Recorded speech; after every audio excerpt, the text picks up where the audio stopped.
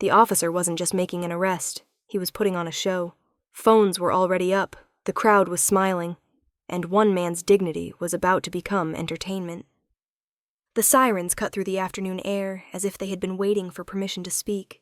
Red and blue lights splashing across glass storefronts and polished car doors. This was a busy federal district, the kind of street where people walked quickly, heads down, schedules tight, power usually hidden behind tinted windows and security badges. Today, power had stepped into the open. A dark sedan was pulled to the curb, its engine ticking softly as it cooled. Behind it, a patrol car sat at an angle that blocked the lane, deliberate and commanding. The officer stood tall beside the driver's door, shoulders squared, voice already raised before anyone asked what was happening. "Hands on the car!" he shouted, not because he needed to be heard, but because he needed to be seen. The man stepped out slowly. He was black, well-dressed, mid-40s perhaps, wearing a navy suit that looked chosen, not borrowed. His shoes were clean, his posture was straight. He did not argue. He placed his hands flat against the roof, fingers spread, palms steady. That calm landed wrong. Calm was not compliance in moments like this. Calm was defiance disguised as dignity. The officer moved closer, circling him with exaggerated steps, glancing at the small crowd that had already begun to form. People slowed, then stopped. A woman lifted her phone higher. A man whispered to his friend. Someone across the street angled their camera for a better shot. This was no longer about a traffic stop. This was about an audience. "What's the problem, sir?" the officer asked loudly, though his tone suggested he had already decided the answer. The man did not respond. He kept his eyes forward, jaw set, breathing even. The officer smirked, mistaking silence for weakness. He turned to the car, yanked the door open, and leaned inside with theatrical confidence, rummaging through the interior as if searching for something he already knew he would find. The crowd leaned in. This was the part they recognized from countless clips online. The moment where certainty was manufactured. When the officer straightened, he was holding a small, clear plastic bag between two fingers. Inside were jagged white crystals that caught the daylight. He raised it high, arm fully extended, ensuring every camera could see. "Drugs in your car!" he shouted. The words were sharp, rehearsed, delivered with the satisfaction of a punchline that always landed. A murmur rolled through the crowd. Some faces hardened instantly, assumptions snapping into place. Others looked uncomfortable but kept recording anyway. The officer stepped closer to the man, invading his space, the bag hovering inches from his face. "Care to explain this?" he demanded. The man glanced at the bag, then back at the officer. His expression didn't change. No denial, no shock, no plea, just restraint.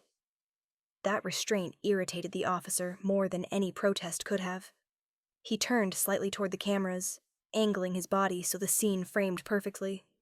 "You see this?" he called out to the onlookers, lifting the bag again.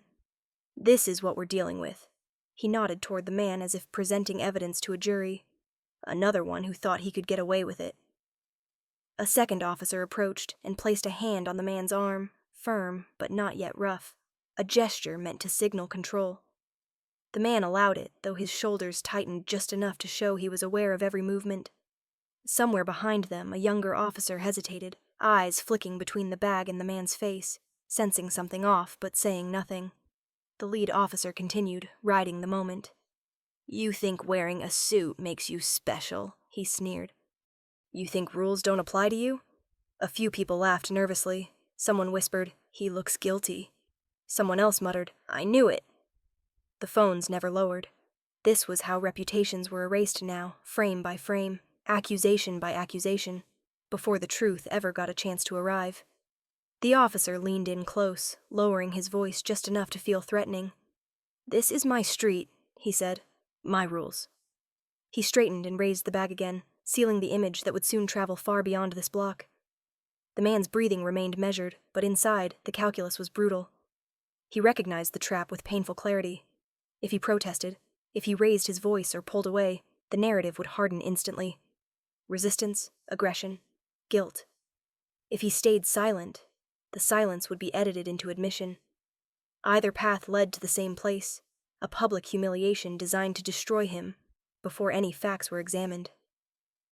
The officer took his silence as victory. "Turn around," he ordered, already imagining the paperwork, the clip, the quiet nods from colleagues who knew how this game was played. The man did not move. Not yet. He stood there, hands still on the car, eyes forward, surrounded by flashing lights and raised phones, caught in a moment engineered to leave him no dignity at all. The crowd waited for the next act, hungry for resolution. The officer shifted his stance, impatience creeping into his confidence. "I said, turn around," he snapped, louder this time. The street seemed to hold its breath.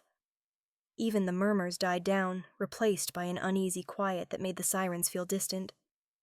The man finally turned his head, not toward the officer, but toward the line of phones pointed at him.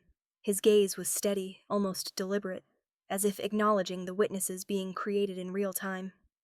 He said nothing. That silence landed differently now, heavier, charged. A woman in the crowd lowered her phone slightly, frowning. The younger officer swallowed, eyes narrowing. The lead officer felt the shift but pushed past it, lifting the bag one more time, his voice rising to reclaim the moment. "You're done," he declared. In that instant, with the accusation hanging in the air and the cameras locked in, the humiliation trap snapped shut. There was no dignified exit left, no version of this scene that didn't end in spectacle. And as the officer reached for his cuffs, convinced the story was already written, the man in the suit stood perfectly still, carrying a truth that no one on that street yet understood, a truth that would soon turn every raised phone into something far more dangerous than entertainment. The cuffs did not close. Not yet.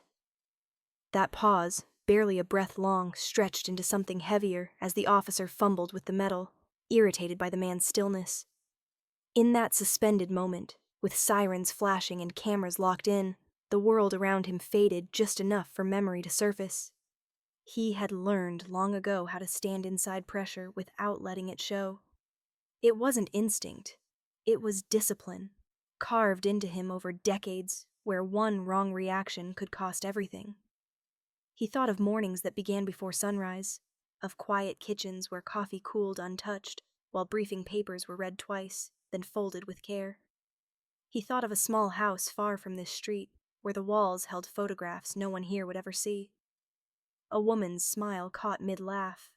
A child's graduation cap tilted crookedly, pride shining brighter than any badge. Those faces were why he breathed evenly now. Those faces were why he did not move. This was not just about him. It never was. Years earlier, before titles and locked rooms, before decisions that rippled through agencies and states, he had learned the cost of reacting too soon. He had learned it watching his father come home late, shoulders slumped, uniform stained with exhaustion, and something unspoken. His father had worn his authority lightly and paid for it heavily, passed over, doubted, warned to stay quiet if he wanted to stay employed. "You survive by choosing your moments," he used to say, voice low so the walls wouldn't hear. That lesson had followed him through classrooms, where he was the only one who looked like him, through hallways where competence was questioned before it was tested, through early cases where every move was watched more closely than the evidence itself. He remembered the first time he realized silence could be a tool rather than a surrender. A meeting room, years ago, where raised voices filled the air while he sat still, listening, letting others expose themselves. When the truth finally emerged, it hadn't needed his volume. It had needed his patience. That patience was with him now, grounding him as the officer's voice cut back in. "You deaf," the officer snapped, tugging at his arm again. The man allowed the movement, though every muscle in his body was alert. He was acutely aware of the stakes unfolding beyond the obvious. This street was only the surface. Beneath it lay months of work, lines of inquiry that reached into precincts and departments, patterns of misconduct mapped carefully so they could not be dismissed as coincidence. One wrong word here, one premature reveal, could tip off the wrong people, collapse an entire structure built to expose something far larger than a single officer's confidence. He thought of the secure briefing earlier that morning, the muted room, the faces around the table etched with urgency. He had been warned that resistance would come, that some would fight reform, not with arguments, but with intimidation. "They'll try to make examples," someone had said. He had nodded, already knowing. Still, knowing it and standing inside it were two different things. The officer leaned closer again, savoring control. "You're real calm for someone about to be arrested," he said, loud enough for the microphones to catch. The crowd murmured in agreement. Calm to them meant calculation. To him, it meant survival. A few feet away, the younger officer shifted again, his grip loosening for just a second before tightening back. His eyes lingered on the man's suit, the cut too precise, the shoes too well kept for someone careless enough to leave contraband in plain sight. Something didn't fit. He swallowed and glanced at his superior, then at the phones pointed in their direction. He said nothing. Silence was contagious here, spreading in different ways. In the crowd, the woman who had frowned earlier now lowered her phone fully, clutching it against her chest. She had planned to send the clip to a group chat, a quick hit of outrage to brighten her afternoon. Now she hesitated, unsettled by the man's composure, by the way his eyes had briefly met the cameras, as if he understood exactly what was being captured. She felt, for reasons she couldn't articulate, that she was watching something that would not end the way she expected. The officer misread the shifting energy as nerves. He straightened, puffed out his chest, and raised the bag again.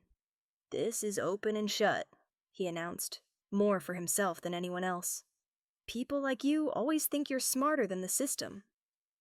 The man finally spoke, his voice low, even almost lost beneath the sirens. "May I stand like this?" It was a simple question, measured and respectful, but it landed with unexpected weight. The officer blinked, thrown off script. "What?" "My hands," the man clarified calmly. "Is this position acceptable?" A beat passed, cameras zoomed in. The officer scoffed. "Don't get cute," he snapped, waving him back against the car. The question, however, had done its work. It wasn't defiance. It was protocol. It was the language of someone accustomed to systems, to rules that mattered. The younger officer noticed. So did a few people in the crowd, their certainty beginning to thin. Inside, the man returned to his breath, to the steady rhythm that kept him anchored. He thought of the file he had reviewed the night before, the names highlighted, the cases marked with quiet urgency. He thought of the child in one photograph, now older, now watching him from a distance he couldn't close today. If this went wrong, if the video hardened into something uncontrollable, the consequences would not stop at his reputation. They would ripple outward, swallowing work that had taken years to build, work meant to protect people who would never know his name. That was the real stake, heavier than any cuff. The officer took another step back, gesturing impatiently. "Turn around," he repeated. The man complied this time, slowly, deliberately, giving nothing away. As he turned, the crowd leaned in again, the hunger for resolution returning. The officer reached for the cuffs once more, convinced the moment was his. Behind him, the younger officer hesitated, his mouth opening as if to speak, then closing again. He watched the man's shoulders, the way they remained squared, unbowed. He watched the phones, the comments already appearing on screens. He felt, dimly, the weight of being a witness rather than a participant. The cuffs hovered inches from the man's wrists. Time stretched. Somewhere, far beyond this street, a system waited, unseen, its mechanisms already in motion. Here, on the pavement, survival meant endurance. The man lowered his head slightly, not in shame, but in focus, carrying with him a life no one here could see, a responsibility that extended far beyond the spectacle forming around him. The officer snapped the cuffs closed on one wrist, metal clicking against skin. The sound was sharp, final enough to draw a collective inhale from the crowd. Cameras surged closer. And as the officer reached for the second cuff, certain the story had reached its inevitable end, the man held steady, knowing that what followed would not be decided by volume or force, but by something far more dangerous to those who underestimated him: time, truth, and the patience to let them arrive together. The second cuff didn't close right away. The officer's fingers hesitated, just long enough for the moment to thicken, for the crowd to sense that something had shifted beneath the noise. Sirens continued to pulse, but the rhythm felt slower now, heavier, as if the street itself were resisting the pace the officer wanted to keep. Phones edged closer. Someone whispered that this was going to be big. Another voice murmured that it already was. The officer cleared his throat and tightened his grip, forcing the cuff around the man's wrist with a sharp snap that echoed louder than it should have. He straightened, satisfaction flickering across his face, and lifted the joined metal for the cameras to see. "That's how this ends," he declared, projecting certainty. The crowd responded the way crowds always did when a verdict appeared to be delivered, a collective exhale, a settling into assumption. But instead of dispersing, they leaned in. The arena tightened. What had been a stop became a spectacle, and what had been a spectacle became a test of who would blink first. The officer gestured toward the patrol car, eager to move the scene along before anything unpredictable could surface. "Let's go," he said. The man took a step, then stopped, not in resistance but in pause, as if waiting for instruction that mattered. The officer turned sharply. "What now?" he snapped. The man lifted his cuffed hands slightly, careful, controlled. "Before we move," he said quietly, "may I ask which charge you're documenting?" The question landed like a stone dropped into water. Ripples spread outward, subtle but unmistakable. Cameras zoomed in. A few heads tilted. The officer scoffed, waving the bag of crystals dismissively. "Possession," he said. "You heard me." "Documented as found during a lawful search?" the man asked, his tone neutral, precise. The officer's jaw tightened. "Don't play lawyer," he barked. "You're in no position."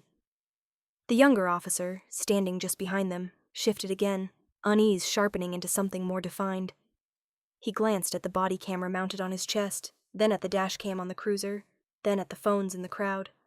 Too many angles, too much light. This wasn't how these moments usually stayed contained. The lead officer took another step toward the man, crowding him, lowering his voice into something meant to sound final. "You think you can talk your way out of this?" he said. "You're done." The man met his gaze steadily. "I'm asking because accuracy matters," he replied.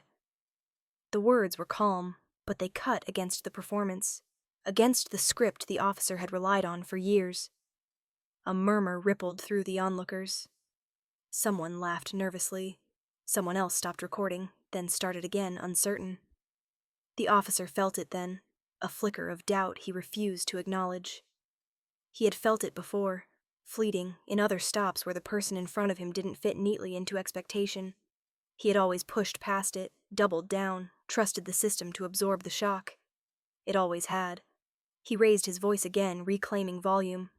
"You don't get to lecture me about accuracy," he said, turning slightly so the cameras caught his profile. "You get arrested." He nodded to his partner. "Put him in the car." The partner reached for the man's arm, but his grip faltered for a fraction of a second.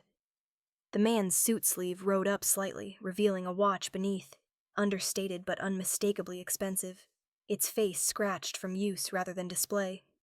The partner noticed. His eyes lingered, then snapped back up. The younger officer noticed too, his brow furrowing. He took a step closer, lowering his voice. "Sarge," he began, then stopped himself. The lead officer shot him a warning look. "Not now," he snapped. The crowd pressed in tighter, forming a ring that felt more like an enclosure than a gathering. Comments flashed across screens. Guilty. Typical. Something's off. The man's mind tracked all of it, the tightening space, the rising stakes. He recognized the moment for what it was, the point where retreat was no longer possible, where silence alone would no longer protect the larger work waiting beyond this street. The arena had closed. Whatever happened next would be witnessed, recorded, dissected. He thought of the briefing table again, of the map spread beneath his hands, of the warning he had been given. This was that moment. The officer tugged at his arm again, harder this time. "Move," he ordered. The man took a step toward the cruiser, then another, the metal biting slightly into his wrists. As he did, his phone slipped from his jacket pocket and clattered onto the pavement.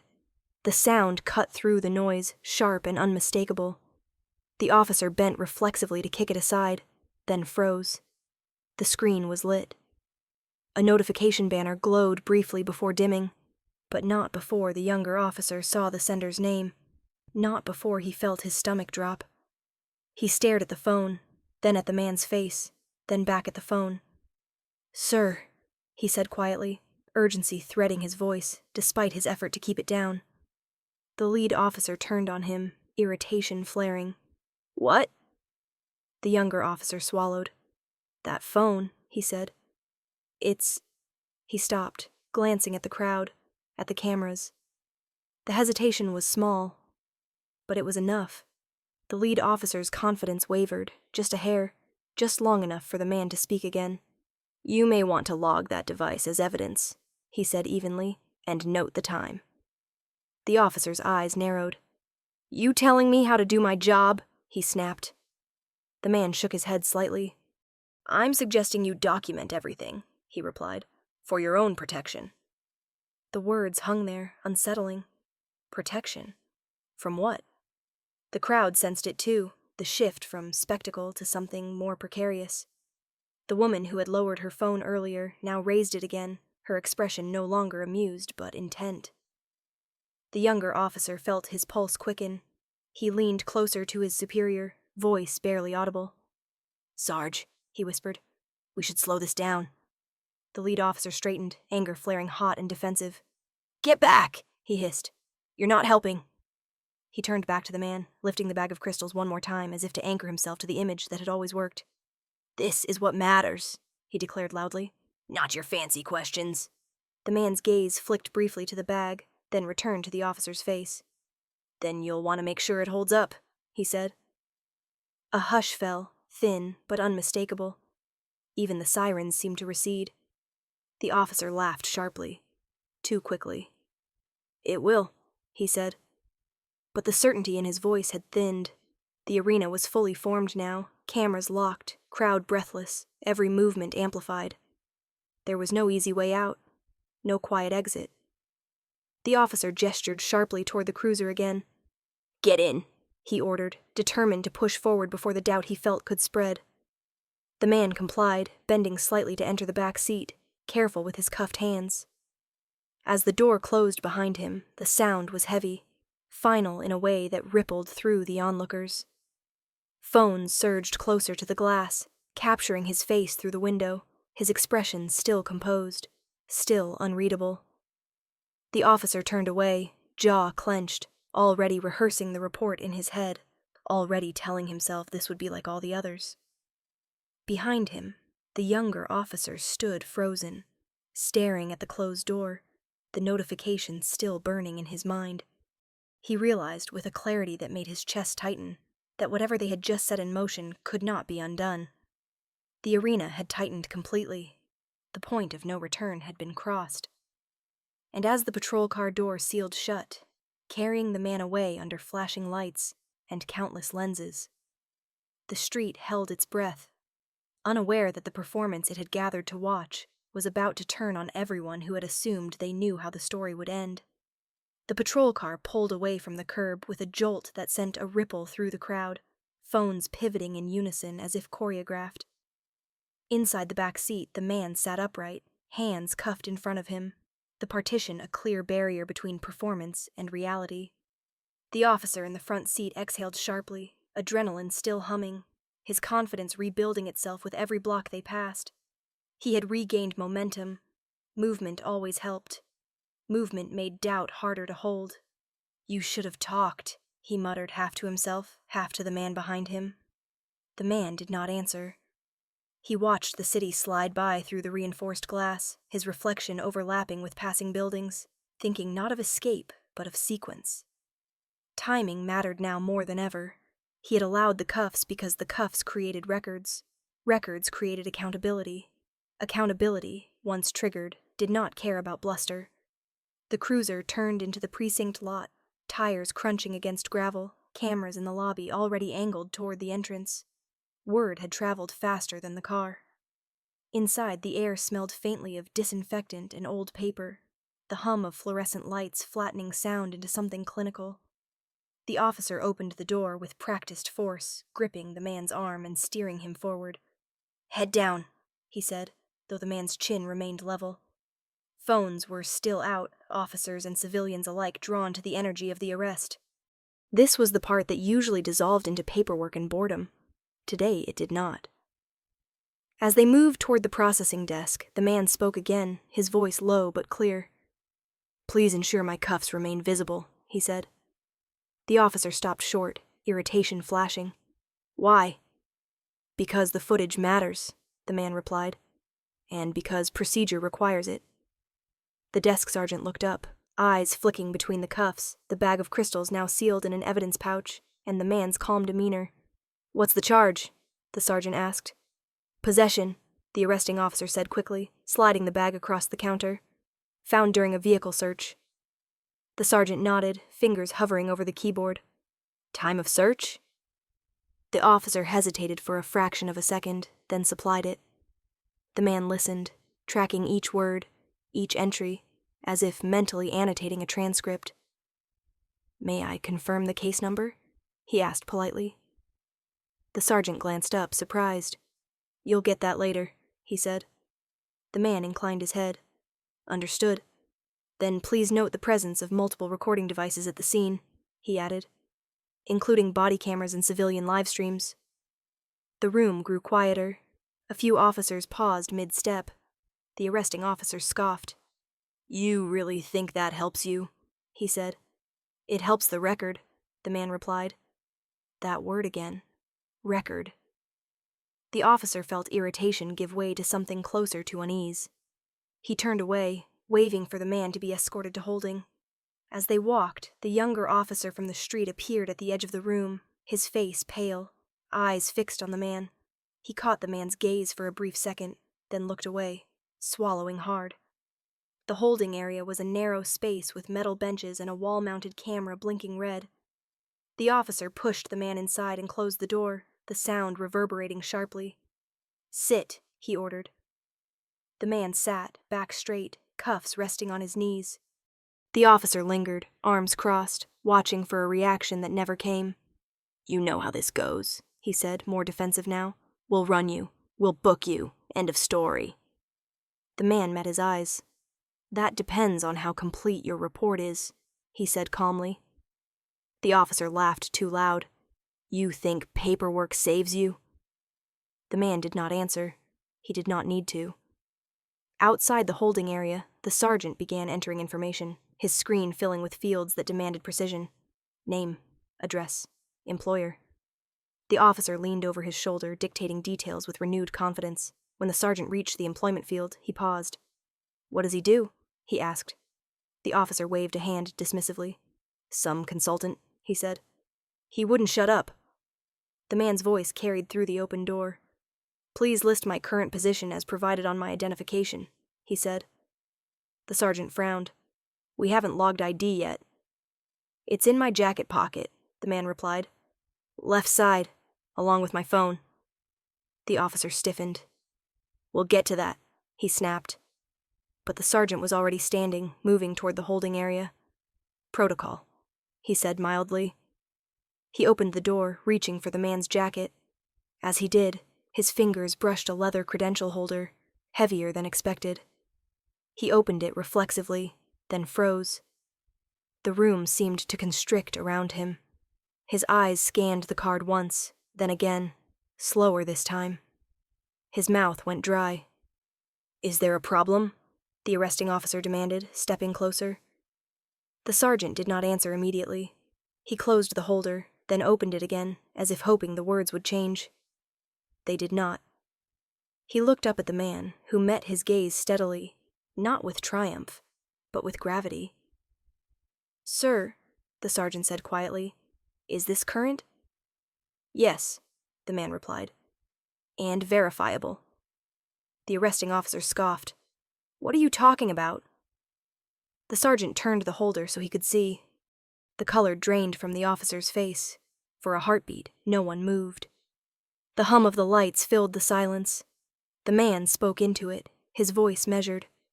"I did not present that on the street," he said, "because I needed the process to complete itself." The officer's confidence collapsed inward, replaced by panic he struggled to contain. "This is a mistake. he said too quickly. Anyone can print a badge. The sergeant shook his head slowly. Not this, he said. He glanced at the camera, then back at the man. We need to make a call. Several, the man agreed. The officer's hands trembled slightly as he reached for the evidence pouch. The drugs, he said weakly. They're real.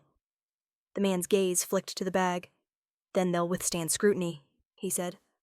If they were handled correctly. The room felt suddenly smaller, the walls closer. Officers who had been lingering drifted nearer, drawn by the tension. The younger officer stepped forward, eyes wide, realization settling heavily on his shoulders. Sarge, he whispered, the body cam. The arresting officer closed his eyes briefly, then opened them, fear now naked. The man shifted slightly on the bench, the cuffs clinking softly. I suggest you preserve all footage, he said, and secure the scene. The sergeant nodded, already dialing. Yes, he said into the phone, his voice tight. We have a situation. The man sat in silence as the call connected, as voices lowered and then sharpened, as the machinery of accountability began to turn. He did not smile. This was not victory. It was exposure. Around him, the room held its breath, the weight of the reveal pressing down on everyone present. Outside, unseen, the videos from the street continued to spread, the performance replayed from countless angles. Inside, the truth had entered the room quietly, through protocol and record and restraint. The man leaned back slightly against the wall, eyes forward, as the officer who had shouted so confidently on the street now stood frozen, the consequences of certainty finally catching up to him. The room did not explode into chaos the way movies suggested it would. It went quiet instead, a heavy, deliberate quiet that pressed down on everyone standing near the holding area. Phones were lowered. Radios crackled once, then fell silent. The sergeant stepped away from the counter, his hand still covering the receiver as he listened, nodding slowly, his expression tightening with every word on the other end of the line. When he finally hung up, he did not look at the arresting officer first. He looked at the man on the bench. Sir, he said, his voice careful now, respectful in a way it had not been minutes earlier. We're going to remove the cuffs. The officer's head snapped up. You can't, he started, but the sergeant raised a hand without looking at him. The cuffs came off with a soft metallic click that seemed louder than the sirens outside had ever been. The man rubbed his wrists briefly, not as a gesture of pain, but as if closing a chapter. He stood when the sergeant gestured for him to, straightening his jacket, smoothing the sleeve where the watch had been exposed. The younger officer watched, something like relief, and something like shame crossing his face. Sir, he said quietly before he could stop himself, I knew something wasn't right. The man met his eyes and nodded once. It was not forgiveness. It was acknowledgement. The arresting officer stood rigid, his mouth opening and closing, as if searching for words that would restore the ground beneath him. This doesn't change what we found, he said, voice thin. Evidence is evidence. The sergeant turned to him at last, and the look he gave carried more authority than any raised voice. You are relieved of duty, he said. Effective immediately. The words landed with finality. A few officers shifted their weight, the hierarchy of the room rearranging itself in real time. The arresting officer took a step back, then another, as if the floor had tilted. You can't do this, he said, louder now, trying to reclaim the audience that no longer belonged to him. He doesn't get special treatment. The man spoke, calm as ever. This isn't special treatment, he said. This is process. The sergeant nodded. Federal oversight will handle the rest, he added. The word federal moved through the room like a current. Heads turned, whispers sparked and died. The arena had flipped. Where the officer had once commanded attention, he now stood isolated, his certainty exposed as recklessness. A uniformed supervisor entered briskly, followed by two plainclothes agents who did not announce themselves. They did not need to. Their presence alone shifted the temperature. One of them approached the man and extended a hand. Sir, he said, we're ready when you are. The man shook it briefly, businesslike. He did not look back at the arresting officer as he stepped out of the holding area. The cameras mounted on the walls continued to blink, recording everything. Outside the precinct, the crowd had grown, news vans arriving, reporters murmuring into microphones as updates rippled across feeds. When the doors opened and the man emerged, free, composed, flanked by officers who now walked half a step behind him, the reaction was immediate. Gasps, shouts. A sudden surge of phones held higher, steadier. Someone yelled, "Who is he?" The man paused just long enough for the moment to settle. He did not address the crowd. He did not explain. He simply adjusted his jacket and walked forward, the posture of someone reclaiming space that had always been his. Behind him, the arresting officer was escorted out through a side entrance, head down, shielded not from cameras but from consequence. The woman who had lowered her phone earlier now held it again, tears prickling unexpectedly at the corners of her eyes. She had come for spectacle and was leaving with something heavier, something that would follow her home. The younger officer stepped outside as well, stopping a few feet away. "Sir," he said, voice tight, "I'll testify to everything I saw." The man turned to him. "Tell the truth," he said. "That's all that's ever required." The officer nodded, a burden lifting even as another settled in its place. Inside the building, the sergeant watched the feeds on a monitor, the narrative rewriting itself in real time. Where there had been certainty, there was now scrutiny. Where there had been applause, there was silence. Calls stacked up. Oversight committees, internal affairs, federal liaisons. The system the arresting officer had trusted to absorb his actions had turned, indifferent to his intentions. On the steps outside, the man stopped once more, this time because someone had called his name, softly. It was the woman from the crowd, pushing forward just enough to be heard. "I'm sorry," she said, the words tumbling out. "I watched. I didn't say anything." He studied her for a moment, then nodded. "You're saying something now," he replied.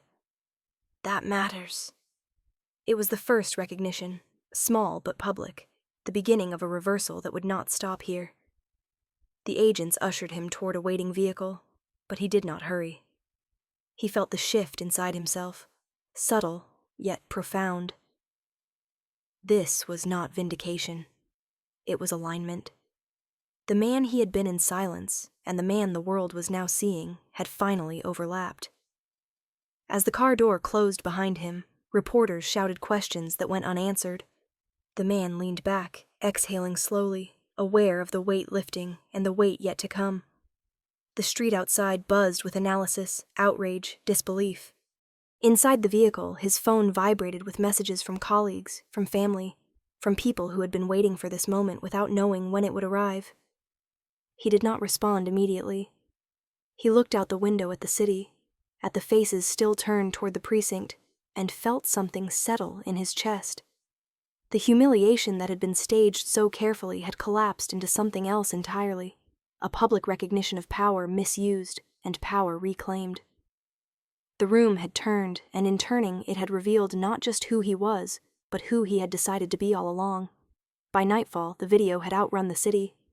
Clips stitched together by strangers spread across platforms, the same moment replayed from different angles until the narrative could no longer be controlled by any single voice.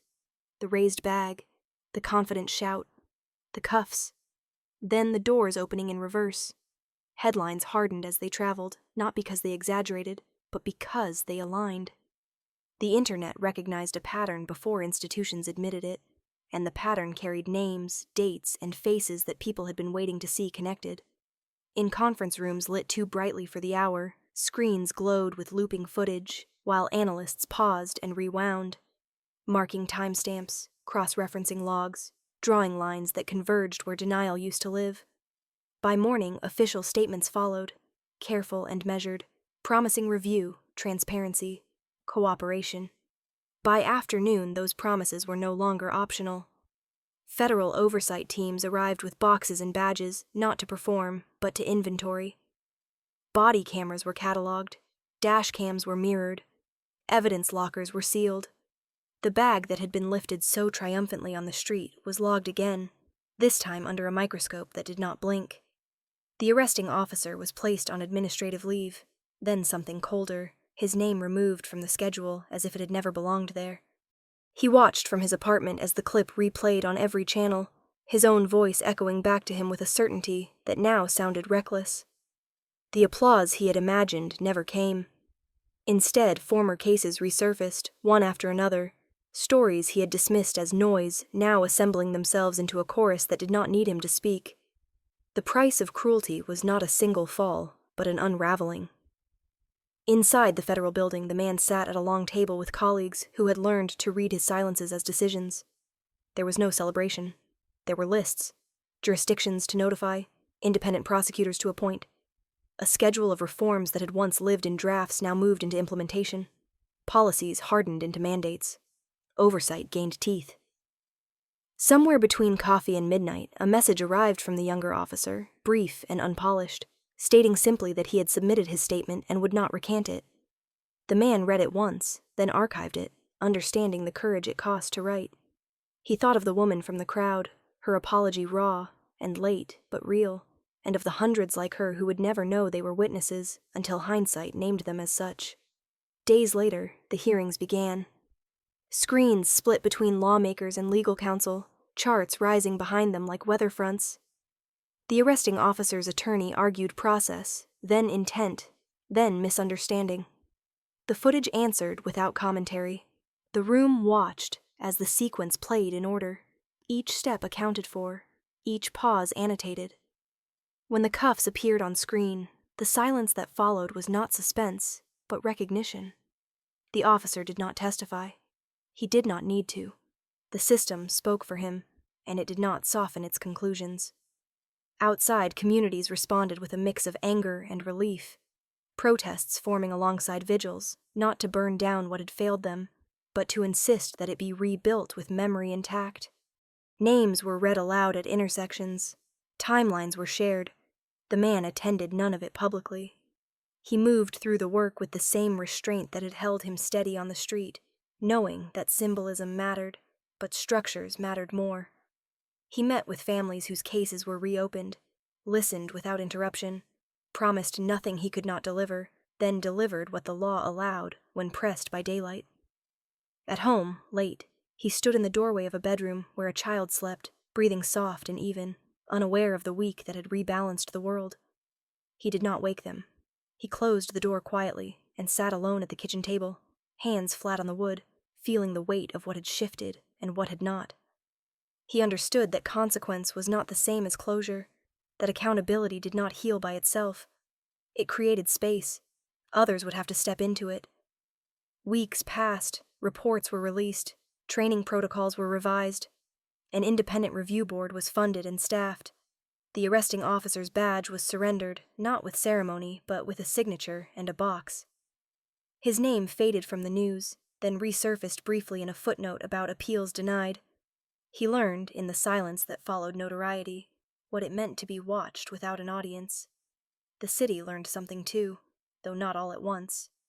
Trust returned unevenly, like light after a storm, pooling in places that had been dry for too long. On a cool morning, the man returned to the same street unannounced. The curb was empty. Traffic moved as if nothing had happened. He stood for a moment where the patrol car had idled, where cameras had crowded him, where certainty had shouted itself hoarse. A security guard across the way nodded, recognition passing between them without words. The man nodded back, a small exchange that carried more meaning than any headline. He turned and walked on, the circle closing not with triumph, but with continuity. Excellence had been there all along, he knew, patient and exacting, waiting for the world to slow down enough to see it. And now that it had, the work could finally continue, quieter than the spectacle that birthed it, stronger for having endured it, grounded in the simple, enduring truth that dignity does not need to perform to be real, and justice, once witnessed, does not forget.